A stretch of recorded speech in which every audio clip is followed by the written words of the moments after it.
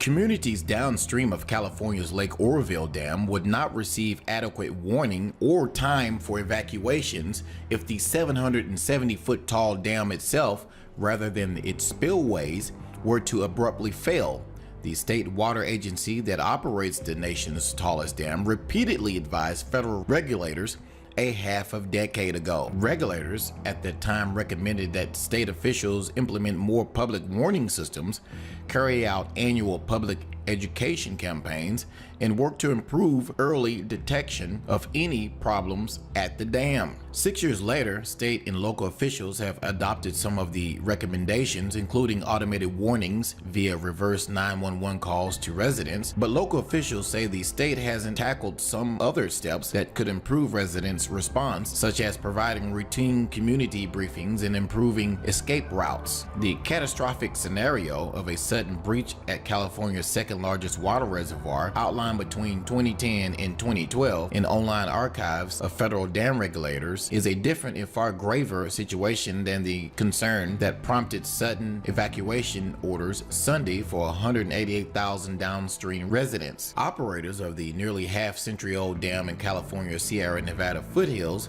became worried that the water cascading from the reservoir after a series of winter storms could roar uncontrolled down a rapid eroding emergency spillway towards towns downstream. The shortfalls in organization as well as infrastructure to quickly get residents out were on full display in the chaotic hours after the evacuation order. Residents found themselves caught in traffic jams for hours on clogged roads, leading some families to abandon their cars, while many local officials and ordinary people rushed to help direct traffic and staff emergency shelters. Evacuees also reported seeing fistfights on gridlock roads. In an email Thursday, State Water Agency spokesman Ed Wilson said that despite the repeated back and forth correspondence between state and federal officials about reducing detection and response times in a sudden dam failure, the scenario was hypothetical and not how dams typically fail in real life. Local officials, residents, and a Florida-based evacuation expert said that federal-state discussions highlights the steps that the State Department of Water Resources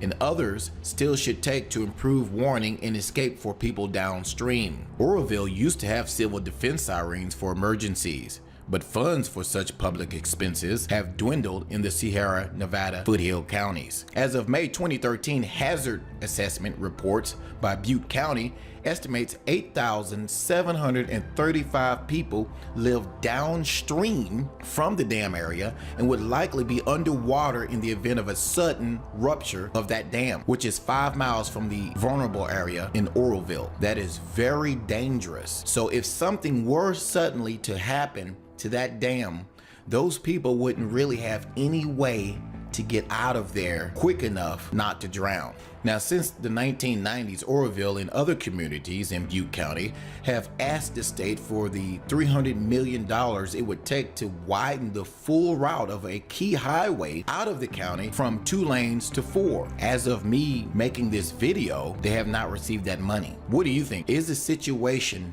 in Oroville a ticking time bomb? Let me know your thoughts below this video. Thanks for watching.